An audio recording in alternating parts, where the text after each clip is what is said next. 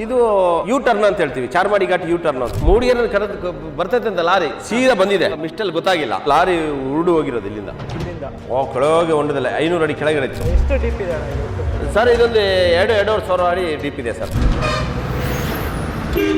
ಇಲ್ಲಿ ಗಾಡಿಗಳು ಪಲ್ಟಿ ಆಗೋದು ಜಾಸ್ತಿ. ಒಂದೇ ಗೇರ್ ಹೊಡಿತಾರೆ, ಬ್ರೇಕ್ ಹಿಡಿದಾಗ ಡ್ರಮ್ ಹೀಟ್ ಆಗಿರುತ್ತೆ, ಬ್ರೇಕ್ ಹಿಡಿಯಲ್ಲ, ಹೋಗಿ ಪಲ್ಟಿ ಆಗಿಬಿಡ್ತಾರೆ. ಲಾಂಗ್ ವೆಹಿಕಲ್ ಗಳೆಲ್ಲ ಕಟ್ ಆಗೋದು ಕಷ್ಟ ಅನ್ಸುತ್ತಿಲ್ಲ. ಗಾಡಿಗಳನ್ನೇ ಬಿಡಲ್ಲ, ಗಾಡಿ ರೋಡ್ ಬ್ಲಾಕ್ ಆಗುತ್ತೆ, ಕಟ್ ಆಗಲ್ಲ. ನೋಡಿ ಈಗ ಇಲ್ಲಿ ಹೈವೇ ಪೆಟ್ರೋಲ್ ನಿಂತಿದ್ದಾರೆ, ಇಲ್ಲಿ ಬಾಡಿಗಳು ಬೀಳೋದು ಕಮ್ಮಿ ಆಯ್ತು. ಏನಿಲ್ಲ, ಘಾಟ್ ಸೆಕ್ಷನ್ ಆಗಿರೋದ್ರಿಂದ ಮಿನಿಮಮ್ ಲಿಮಿಟೇಷನ್ ಅಲ್ಲಿ ಡ್ರೈವಿಂಗ್ ಮಾಡಿದ್ರೆ ಯಾವುದೇ ಅನಾಹುತ ಆಗಲ್ಲ. ಸ್ಕ್ರೀನರಿ ನೋಡ್ತಾ ಸೆಲ್ಫಿ ತೆಗಿತಾ ಹೋಗ್ತಾರೆ, ಹಾಗಾಗಿ ಸ್ವಲ್ಪ ಹೆಚ್ಚಿಗೆ ಇದಾಗುತ್ತೆ. ಇಲ್ಲೇ ಒಂದು ಬಾಡಿ ತೆಗೆದಿದ್ದೀನಿ ನಾನು ಬೆಂಗಳೂರಿಂದ. ಆರೋಪಿಗಳನ್ನು ಇಟ್ಕೊಂಡೇ ಬಂದಿದ್ದು. ಅನ್ನಪೂಡಿ ದೇವಸ್ಥಾನ ಇದು. ವೆಹಿಕಲ್ ನಿಲ್ಸ್ತಾನೆ, ಭಟ್ರು ಬಂದು ಗಾಡಿಗೆ ಕುಂಕುಮ ಇಟ್ಟು ಇದ್ ಮಾಡ್ತಾರೆ. ನೀವು ಇಷ್ಟೆಲ್ಲ ಸಮಾಜ ಸೇವೆ ಎಷ್ಟೋ ವರ್ಷಗಳಿಂದ ಮಾಡ್ಕೊಂಡು ಬಂದಿದ್ದೀರಾ, ನಿಮ್ಗೆ ಏನಾದ್ರು ಸಹಾಯ ಅಂತದ್ದು ಸರ್ಕಾರದಿಂದ ಏನಾದ್ರು ಆಗಿದೆ? ಸರ್ಕಾರದಿಂದ ಇದುವರೆಗೂ ಆಗಿಲ್ಲ, ಸಂಘ ಸಂಸ್ಥೆಗಳು ಕರೆದು ಸನ್ಮಾನ ಮಾಡಿದ್ದಾರೆ. ಇನ್ನು ಚಾರ್ಮಾಡಿಯಲ್ಲಿ ಈ ರಹಸ್ಯವಾದಂತ ವಿಷಯಗಳಂತ ಇನ್ನೇನು ತಗೊಳ್ಬಹುದು ಸರ್? ಅಲ್ಲಿ ಬಿದ್ರತಳ ಅಂತ ಇದೆ, ಅಲ್ಲೊಂದು ಸಹ ಒಂದು ಮರ್ಡರ್ ಆಗಿತ್ತು, ಅಲ್ಲಿಂದ ಸಹ ಬಾಡಿ ತಂದಿದ್ವಿ. ಕೆಲವೊಂದು ಏನ್ ಮಾಡ್ತಾರೆ ಅಂದ್ರೆ ಬೇಜಾರಾಗಿ ಆತ್ಮಹತ್ಯೆ ಮಾಡ್ಕೊಳ್ತಾರೆ ಘಾಟಿಲಿ, ಕೆಲವೊಂದು ಕೊಲೆ ಮಾಡಿ ತಂದು ಹಾಕಿದ್ದಾರೆ ಆಯ್ತಾ. ಕೆಲವೊಂದು ಲಾರಿಗಳು ಬಿದ್ದೇವೆ ಅಲ್ಲಿ. ಒಂದು ಸುಮಾರು ಒಂದು 7-8 ವರ್ಷದ ಹಿಂದೆ ಒಂದು ಬುಲೆರೋ ಗಾಡಿ ಬಿದ್ದಿತ್ತು. ಬುಲೆರೋ ಗಾಡಿ ಬಿದ್ದಿದ್ರಲ್ಲಿ ಇದು ಪ್ಯಾಸೆಂಜರ್ ಗಾಡಿ, ಒಬ್ಬ ಹೆಂಗೋ ಮೇಲ್ ಬಂದ, ಇನ್ನೊಬ್ಬ ಅಲ್ಲೇ ಬಿದ್ದಿದ್ದ. ಹಗ್ಗದ ಮುಖಾಂತರ ಫೈರ್ ಅವರು ನಾವು ಒಟ್ಟಿಗೆ ತೆಗೆದು ಮೇಲ್ ಕೊಟ್ಟಿದ್ದೀವಿ. ಭಾರಿ ಕಷ್ಟ ಅಲ್ಲಿ ಘಾಟಿಲಿ. ಅಂದ್ರೆ ನಾನೇ ಹಾವು ಬಿಟ್ಟಿರ್ತೀನ, ಕೆಳಗೆ ಇಳಿಯಕ್ಕೆ ಬೇರೆಯವರು ಕೇಳಲ್ಲ. ಈಗ ಹಾವಿದೆ, ಕಾಡು ಪ್ರಾಣಿಗಳಿರ್ತವೆ, ಹಂಗೆ ಯಾರು ಇಳಿಯಕ್ಕೆ ಕೇಳಲ್ಲ. ಇದೇ ಇಲ್ಲೇ ಒಂದು ಬಾಡಿ ತೆಗೆದಿದ್ದೀನಿ ನಾನು. ಇದೇ ಪ್ಲೇಸ್ ಬೆಂಗಳೂರಿಂದು, ಕೆಳಗಡೆ ಡೌನ್. ಇಲ್ಲಿ ಏನಾಗಿತ್ತು ಅಣ್ಣ? ಇಲ್ಲಿ ಅದು ಒಂದು ಲವ್ ಕೇಸಲ್ಲಿ ತಂದು ಆರೋಪಿಗಳು ಕೊಲೆ ಮಾಡಿ ಇಲ್ಲೇ ಹಾಕಿರೋದು. ಇಲ್ಲಿಂದ ಮೇಲೆ ಎತ್ತಿ ನಾವು ಕೊಟ್ಟು ಬೆಂಗಳೂರವರೇ ಬಂದಿದ್ರು, ಆರೋಪಿಗಳನ್ನು ಇಟ್ಕೊಂಡೇ ಬಂದಿದ್ರು. ಇಲ್ಲೊಂದು ಮೈಲಿಕಲ್ಲು ಇತ್ತು, ಈಗಾಗಲೇ ಅಗಲ ಮಾಡಿದ್ರೆ. ಇಲ್ಲಿ ಮೈಲಿಕಲ್ಲು ಅಂತ ತೋರಿಸಿದ್ರು, 2-3 ಕಡೆ ತೋರಿಸಿದ್ರು, ಅಲ್ಲ ಆಗ್ಲಿಲ್ಲ. 3ನೇ ಕಡೆ ಇಲ್ಲಿ ತೋರಿಸಿದ್ರು, ಕರೆಕ್ಟ್ ಪ್ಲೇಸ್ ಸಿಕ್ತು.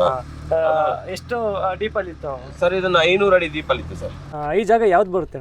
ಇದು ಯೂ ಟರ್ನ್ ಅಂತ ಹೇಳ್ತೀವಿ, ಚಾರ್ಮಾಡಿ ಘಾಟ್ ಯೂ ಟರ್ನ್ ಅಂತ. ಇಲ್ಲಿ ಎಲ್ಲಿ ಮಾಡ್ತಾರೆ ಎಲ್ಲರೂ ಸಹ ಇಲ್ಲಿ ಫೋಟೋಸ್ ಎಲ್ಲ ಶೂಟ್ ಮಾಡ್ತಾರೆ. ಮೂಡಿಗೆರೆ ಕರೆದು ಬರ್ತೈತೆ ಅಂತ ಲಾರಿ ಸೀದಾ ಬಂದಿದೆ, ಆ ಮಿಸ್ಟಲ್ಲಿ ಗೊತ್ತಾಗಿಲ್ಲ. ಗೊತ್ತಾದ ತಕ್ಷಣ ಈ ಲಾರಿ ಬಂದು ಇಲ್ಲಿ ಹೊಡೆದಿದೆ. ಇದು ಕಟ್ಟೆ ಈಗ ಮಾಡಿರೋದು, ಅವಾಗ ಕಟ್ಟೆ ಇರಲಿಲ್ಲ. ನೋಡಿ ಇದು ಆ ಟೈಪ್ ಇತ್ತಲ್ಲಿ. ನೋಡಿ ಇಲ್ಲಿಂದ ಹೋಗಿರೋದು, ನೋಡಿ ಗಾಡಿ ನೋಡಿ ಇಲ್ಲಿದೆ, ಕಾಣ್ತಿದೆಯಲ್ಲ.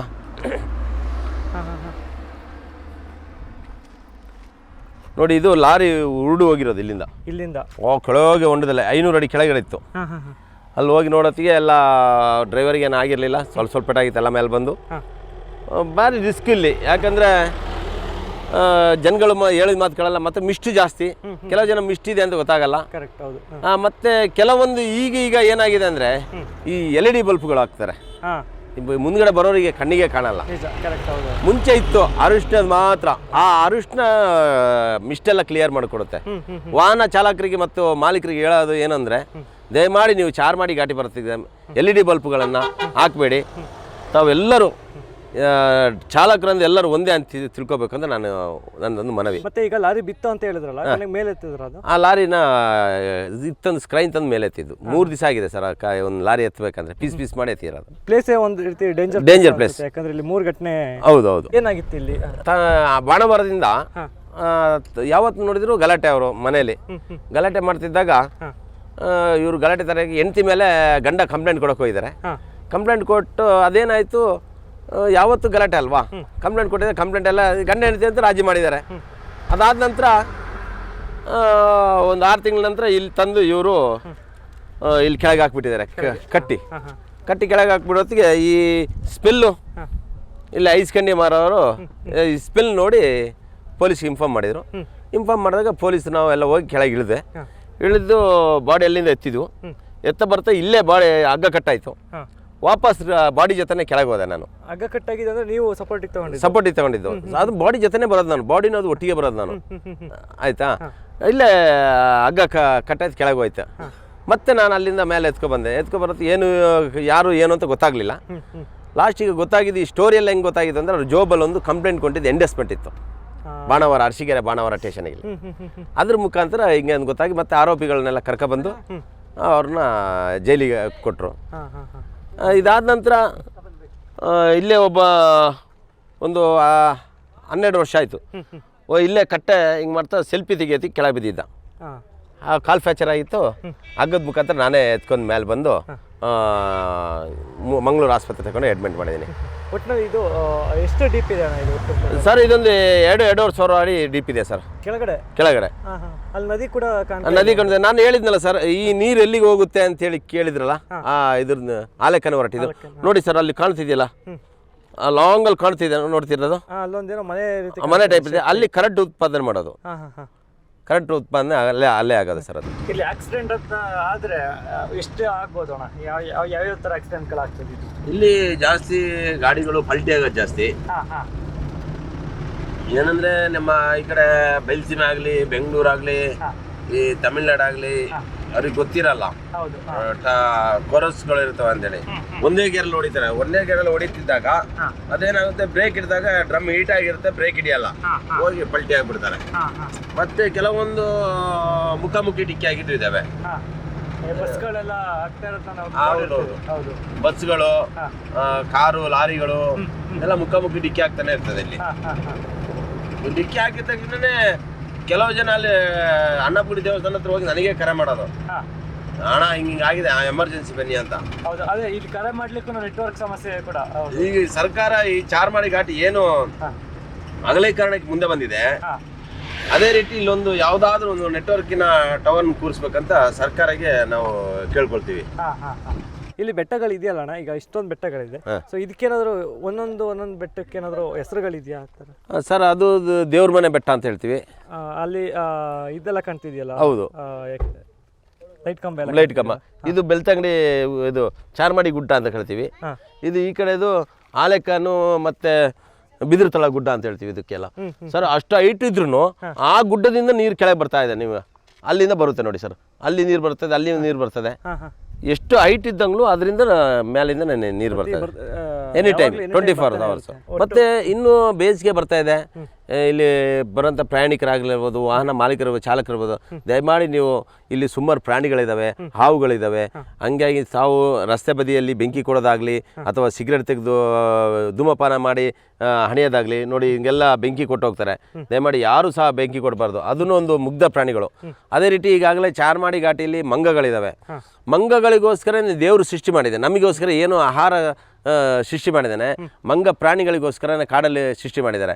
ಅದರಿಂದ ಅದು ಏನು ಮಾಡುತ್ತೆ, ಅಲ್ಲೇ ಇರುತ್ತೆ. ನೀವು ತಂದಂಥ ವಸ್ತುಗಳನ್ನು, ತಿಂಡಿಗಳನ್ನು ಇಲ್ಲಿ ಹಾಕಿದರೆ ಅದು ಇದೇ ರೋಡ್ ಸೈಡಲ್ಲೇ ಬರುತ್ತೆ. ಹಂಗಾಗಿ ಅಪಘಾತವಾಗಿ ಕೆಲವೊಂದು ಮಂಗಗಳು ಸಾಯ್ತಾ ಇದ್ದಾವೆ. ಒಟ್ಟು ಈಗ ಈ ಘಾಟಿ ಎಷ್ಟು ಉದ್ದ ಇದೆ ಸರ್? 23-24 ಕಿಲೋಮೀಟರ್ ದೂರ ಇದೆ ಸರ್, ಕೊಟ್ಟಿಗೆಹಾರದಿಂದ ಚಾರ್ಮಾಡಿ. ಮತ್ತೆ ಈಗ ಗುಡ್ಡ ಎಲ್ಲ ಕುಸ್ತಿತ್ತಲ್ಲ? ಹೌದು, 2019ರಲ್ಲಿ ಗುಡ್ಡ ಕುಸ್ತಿತ್ತು. ಗುಡ್ಡ ಕುಸ್ದಾಗ ನಮಗೆ ಫೋನ್ ಮಾಡಿದ್ರು, ಹಿಂಗೆ ಕುಸಿತಿದೆ ಅಂತೇಳಿ. ನಾವು ತಕ್ಷಣ ಬಂದು ಈ ಬಸ್ಗಳನ್ನೆಲ್ಲ ಫಸ್ಟ್ನೇ ಟರ್ನಿಂದ ತಿರುಗಿಸಿ ಕಳಿಸಿದ್ವಿ. ಆ ಗುಡ್ಡ ಕುಸ್ತಿದ್ರಿಂದ ಅವಾಗ ಅಣ್ಣ ಮೇಲೆ SP ಆಗಿದ್ರು, ಅವರು ಸಹ ಬಂದಿದ್ರು. ಕೆಳಗಡೆಯಿಂದ ಚಾರ್ಮಾಡಿ ಹಸನ ಬರೋ ಬಂದಿದ್ರು. ಅವರೆಲ್ಲ ಸೇರಿ ನಾವು ವಾಹನಗಳನ್ನು ಈ ಕಡೆ ಆ ಕಡೆ ಮಾಡಿಸ್ಕೊಂಡು ಆದಷ್ಟು ಮರಗಳನ್ನೆಲ್ಲ ಕಟ್ ಮಾಡಿಸಿದ್ರು. ಆ ಕಡೆ ಚಾರ್ಮಾಡಿ ಹಸನ ಬರ್ಕೊಡಿಸಿದ್ರು, ಈ ಕಡೆ ನಾವು ಕಟ್ ಮಾಡಿಸಿದ್ದು, ಬೇಗ ವೆಹಿಕಲಲ್ಲಿ ತೋರಿಸೋದು. ಅದಾದ ನಂತರ 15-20 ದಿವಸ ರೋಡ್ ಬ್ಲಾಕ್ ಆಗಿತ್ತು. ಯಾವುದು ಅದೇ ಹೇಳೋದು, ನಮ್ಮ ಘಾಟಿ ಅಂದರೆ ಅಷ್ಟೊಂದು ಒಳ್ಳೆ ಘಾಟಿ ಅಂತ. ಯಾವುದೇ ವಾಹನಗಳು ಮಧ್ಯ ಸಿಕ್ಕಾಕೊಂಡಿಲ್ಲ. ಎಲ್ಲ ಆ ಕಡೆಯಿಂದ ಈ ಕಡೆ ಡಿಸ್ಪ್ಲೇ ಆಯಿತು. ಎಲ್ಲ ಮಧ್ಯ ಸಿಕ್ಕಾಣಿದ್ರೆ ಊಟ ವ್ಯವಸ್ಥೆ ಎಲ್ಲ ಭಾರಿ ಕಷ್ಟ ಆಗ್ಬಿಡೋದು. ಅದೊಂದು ಭಾರಿ ಒಂದು ದುರಂತ ಅಂದರೆ 2019ರಲ್ಲಿ ಒಂದು ಇದಾಯಿತು. ಅದೇ ಭಾರಿ ದುರಂತ. ಯಾರಿಗೂ ಪ್ರಾಣಾಪಾಯ ಏನೂ ಆಗಿಲ್ಲ. ಈ ಘಾಟಿಗಳೆಲ್ಲ ಆಗಿದ್ದು ಯಾವಾಗ ಇದೆಲ್ಲ? ಇದು ಬ್ರಿಟಿಷ್ ಕಾಲದಲ್ಲಿ ಇದ್ದಿದ್ದು, ನಮಗೆ ಗೊತ್ತಿಲ್ಲ, ನಮ್ಮ ತಂದೆ ಸಮೇತ ಗೊತ್ತಿಲ್ಲ. ಅವಾಗಂದ್ರೆ ನಾವು ಚಿಕ್ಕವರಿಂದ ಮಂಗಳೂರೆಲ್ಲ ಹೋಗ್ತಾ ಒಂದು ಗಾಡಿ ಪಾಸ್ ಮಾಡ್ಬೇಕಾದ್ರೆ 1 ಗಂಟೆ ಬೇಕಾಗಿತ್ತು. ಒಂದೊಂದು ಕಡೆ ಜಾಮ್ ಆದ್ರೆ ರೋಡ್ ಸರಿ ಇರ್ಲಿಲ್ಲ. ಮಂಗಳೂರಿಗೆ ಧರ್ಮಸ್ಥಳ ಸೇರಿ ನನಗೆ ಬುದ್ಧಿ ಬಂದಂಗೆ ಒಂದ್ ದಿವಸಕ್ಕೆ 5 ಗಾಡಿ ಇದ್ದಿದ್ದು. ಮತ್ತೆ ರಾತ್ರಿ ಹೊತ್ತು ಈ ಘಾಟಿಲಿ ಹೋಗ್ತಾನೆ ಇರ್ಲಿಲ್ಲ. ಅಷ್ಟು ಅವಾಗ ಪ್ರಾಣಿಗಳಿದ್ದಿತ್ತು. ಈಗ ತುಂಬಾ ಇದಾಗಿದೆ. ಶಿರಾಡಿ ರೋಡ್ ಹಾಳಾದ್ಮೇಲೆ ಚಿಕ್ಕ ವೆಹಿಕಲ್ ಅಲ್ಲಿ ಇಲ್ಲೇ ಬರೋದು. ಮತ್ತೆ ಈಗಾಗಲೇ ಏನಂದ್ರೆ ಒಂದು ಎಮರ್ಜೆನ್ಸಿ, ಒಂದು ಒಳ್ಳೆ ಪೇಷಂಟ್ಗಳು ಹೋಗ್ಬೇಕಂದ್ರೆ ಇದೇ ರೋಡಲ್ಲಿ ಹೋಗ್ಬೇಕು. ಮಂಗಳೂರು ಶಿರಡಿಲಿ ಹೋಗಲ್ಲ, ಅಲ್ಲಿ ರೋಡ್ ಹಾಳಾಗಿದೆ. ಎಲ್ಲ ಬೆಂಗಳೂರವ್ರು ಇದೇ ರೋಡಲ್ಲೇ ಬರೋದು. ಒಂದು 20 ಕಿಲೋಮೀಟರ್ ಲಾಂಗ್ ಆಗುತ್ತೆ. ಲಾಂಗ್ ಆದ್ರೂ ಇದು ರೋಡ್ ಚೆನ್ನಾಗಿರುತ್ತೆ, ಯಾವುದು ಪ್ರಾಬ್ಲಮ್ ಇಲ್ಲ. ಎಲ್ಲ ಘಾಟಿಗಿಂತ ಆಗ ಇದು ಕುದುರೆಮುಖ ಘಾಟಿ ಮತ್ತೆ ಸಿರಾಡಿ ಘಾಟಿ ಅದು ಆ ರೋಡಲ್ಲಿ ಯಾರು ಹೋಗಲ್ಲ, ಇದೇ ರೋಡಲ್ಲಿ ಹೋಗೋದು. ಕುದುರೆಮುಖದ್ದು ತುಂಬಾ ಲೆಂತಿ ಆಗುತ್ತೆ, ಬಳಸಾಗುತ್ತೆ. ಅಲ್ಲಿ ಏನ್ ಮಾಡ್ತಾರೆ ಅಂದ್ರೆ ಟೈಮಿಂಗ್ಸ್ ಇದೆ, ಇಷ್ಟು ಟೈಮಿಂಗ್ಸ್ ಇದೆ, ಇಷ್ಟು ಟೈಮಿಗೆ ಒಂದು ಗೇಟಿಂದ ಒಂದು ಗೇಟಿಗೆ ಹೋಗ್ಬೇಕು, ರೆಸಿಪ್ಟ್ ಕೊಡ್ತಾರೆ. ಆ ಟೈಮಿಂಗ್ಸ್ ಹೋಗ್ಬೇಕು. ಇಲ್ಲ ಆದ್ರೆ ಏನಾಯ್ತು ಏನು ಅಂತ ಇಂಕ್ವೈರಿಲ್ಲೇ ಮಾಡ್ತಾರೆ. ಈ ರೋಡಲ್ಲಿ ಅದೇನು ಇಲ್ಲ, ಎಲ್ಲಿ ಬೇಕಾರೆ ಎಷ್ಟೊತ್ತಿಗೆ ಬೇಕಾದ್ರೆ ಮುಟ್ಬೋದು, ಏನು ತೊಂದರೆ ಇಲ್ಲ. ಗಾಡಿ ಪ್ರಾಬ್ಲಮ್ ಆದ್ರೂ ತೊಂದರೆ ಇಲ್ಲ. ಪ್ರಾಬ್ಲಮ್ ಆದ್ರೆ ನಾವಿದೀವಲ್ಲ, ನಮಗೆ ಫೋನ್ ಮಾಡ್ತಾರೆ, ಮೆಕ್ಯಾನಿಕ್ ಟೋಯಿಂಗ್ ಎರಡರಲ್ಲಿ ಒಂದು ಕಳಿಸ್ಬೇಕಾಗುತ್ತೆ. ಅನ್ನಪೂಡಿ ದೇವಸ್ಥಾನ ಇದು. ಇಲ್ಲಿ ಎನಿ ಟೈಮು ಪೂಜಾ ಇದು ನಡೀತಾನೆ ಇರ್ತದೆ. ಭಕ್ತಾದಿಗಳು ಇಲ್ಲಿ ಬಂದು ಕಾಣಿಕೆ ಎಲ್ಲ ಹಾಕಿ ಎಲ್ಲ ಹೋಗ್ತಾರೆ. ನಾವು ಈಗಾಗಲೇ ವೆಹಿಕಲ್ ನಿಲ್ಸ್ತಾನೆ, ಭಟ್ರು ಬಂದು ಇದಕ್ಕೆ ಗಾಡಿಗೆ ಕುಂಕುಮ ಇಟ್ಟು ಇದ್ ಮಾಡ್ತಾರೆ ನೋಡಿ. ಇದೇನು ನಾವು ಇದ್ ಮಾಡ್ತೀವಿ, ಅವರೇ ಬಂದು ಇದ್ ಮಾಡಿ ಮತ್ತೆ ಗಂಟೆ ಬಾರಿಸಿದ ತಕ್ಷಣನೇ ನಾವು ಗಾಡಿಗಳು ಮುಂದೆ ಹೋಗ್ತಾರೆ. ಇದು ನಮ್ಮ ಆಂಬುಲೆನ್ಸ್ ಇಂದು ಇದು ಎಲ್ಲ ಮಾಡ್ತಾರೆ ಅವರು. ಈ ಘಾಟಿಯಲ್ಲಿ ಏನಾದರೂ ಅಕಸ್ಮಾತ್ ಘಾಟಿ ವೆಹಿಕಲ್ ತೊಂದರೆ ಆದ್ರೆ ಬಂದು ಇದು ಮಾಡಿ ಬಾರಿ ಹೆಲ್ಪ್ ಮಾಡ್ತಾರೆ. ಇಲ್ಲಿ ಎಲ್ಲ ಆಕ್ಸಿಡೆಂಟ್ ಆದ್ರೆ ಯಾವ್ದು ಗುಂಡಿ ಎಲ್ಲ ಬಿದ್ದು ಹೋಗಿದ್ರೆ ಅದಕ್ಕೆಲ್ಲ ಅವರೇ ಇಳಿದು ಎಲ್ಲ ಇದು ಮಾಡಿ ಬಂದ ಇವರಿಗೆಲ್ಲ ಸಹಾಯ ಮಾಡ್ತಾರೆ. ದೇವಸ್ಥಾನದ ಬಗ್ಗೆ ಏನಾದ್ರು ಒಂದೆರಡು ದೇವಸ್ಥಾನ ಇದ್ರೆ ಒಂದು ಅಣ್ಣಪ್ಪ ಸ್ವಾಮಿ ದೇವಸ್ಥಾನ. ಇದರಿಂದ ಘಾಟಿ ಸುಡಾಗ್ತದೆ. ಇದು ತುಂಬಾ ಹಳೇದು. ಅಣ್ಣಪ್ಪಂದು ಪಾದ ಎಲ್ಲ ಇತ್ತಂತೆ. ಅಲ್ಲಿ ಒಂದು 62 ಇಸವಿಲಿ ಬಂಡೆ ಬಿದ್ದು ಹೊಡೆದೋಯ್ತಾ, ಅಲ್ಲಿಂದ ಅದನ್ನ ಪಾದ ಇದು ಮಾಡಿ ಅಲ್ಲಿ ಕೂರಿಸಿ ಅಂದ್ರೆ ಬರುವ ಧರ್ಮಸ್ಥಳ ಹೋಗುವ ಭಕ್ತಾದಿಗಳಿಗೆ ಈ ರೋಡಲ್ಲಿ ಇಲ್ಲಿ ಒಂದು ಪೂಜೆ ಮಾಡ್ಕೊಂಡು ಪ್ರಸಾದ ತಗೊಂಡು ಹೋಗುವ ಒಂದು ಪದ್ಧತಿ. ಅಂದ್ರೆ ಇದು ಮೂಲಸ್ಥಾನ ಇಲ್ಲಿಂದ ಧರ್ಮಸ್ಥಳಕ್ಕೆ ತಗೊಂಡು ಯಾವುದೇ ವೆಹಿಕಲ್ ಬರಲಿ ಇಲ್ಲಿ ಬಂದು ನಿಲ್ಲಿಸಿ ಪೂಜೆ ಮಾಡ್ಕೊಂಡು ಹೋಗ್ತಾರೆ. ಮೂಡಿಗೆರೆಯಿಂದ ಬರ್ತಾ ಬಿದ್ರಳ್ಳಿ ಗೋರಿ ಅಂತ ಇದೆ, ಅಲ್ಲೂ ಅಷ್ಟೇ. ಅಲ್ಲಿ ಎಲ್ಲಾ ಧರ್ಮೀಯರು ನಿಂತು ಸೀರಿಯಸ್ ಪೇಷಂಟ್ ಇದ್ರೆ ನಾವು ಹಂಗೆ ಇದ್ ಮಾಡ್ಕೊಂಡ್ ಬಂದ್ಬಿಡ್ತೀವಿ. ಇಲ್ಲ ಅಷ್ಟೊಂದು ಸೀರಿಯಸ್ ಇಲ್ಲ ಅಂದ್ರೆ ಅಲ್ಲಿ ನಿಂತು ಕಾಣಿಕೆ ಹಾಕಿ ಪ್ರಸಾದನ ತಗೊಂಡು ಇದ್ರೆ ಪೇಷಂಟ್ ಕಡೆಯವರೇ ಹೋಗಿ ಪ್ರಸಾದ ಎಲ್ಲ ತಂದು ಕೊಡ್ತಾರೆ. ಈ ಲಾಂಗ್ ವೆಹಿಕಲ್ ಗಳೆಲ್ಲ ಕಟ್ ಆಗೋದು ಕಷ್ಟ ಅನ್ಸುತ್ತಿಲ್ಲ. ಇಲ್ಲಿ 10 ಚಕ್ರ ಗಾಡಿಗಳನ್ನೇ ಬಿಡಲ್ಲ. 10 ಚಕ್ರ ಗಾಡಿಗಳು ಬಿಟ್ರೆ ಗಾಡಿ ರೋಡ್ ಬ್ಲಾಕ್ ಆಗುತ್ತೆ, ಕಟ್ ಆಗಲ್ಲ. ಅದಕ್ಕೆ 10 ಚಕ್ರದ ಗಾಡಿಗಳನ್ನ ಯಾವ್ದನ್ನು ಬಿಡಲ್ಲ. ಏನಿದ್ರು 6 ಚಕ್ರ ಮಾತ್ರ. ಅಂದ್ರೆ ಅವೆಲ್ಲ ಶಿರ್ಡಿ ಘಾಟ್ ಮುಖಾಂತರ ಎಲ್ಲ ಶಿರಾಡಿ ಇಲ್ಲಾಂದ್ರೆ ಕುದುರೆಮುಖ ರೋಡಲ್ಲಿ ಹೋಗುತ್ತೆ. ಮತ್ತೆ ಸ್ಲೀಪರ್ ಕೋಚ್ಗಳ ಬಸ್ಗಳನ್ನು ಬಿಡಲ್ಲ, ಅದು ಕಟ್ ಆಗಲ್ಲ. ಟ್ರಾಫಿಕ್ ಜಾಮ್ಗಳು ಆಗುತ್ತೆ ಅಂತೇಳಿ ಅದನ್ನು ಸಹ ಬಿಡಲ್ಲ.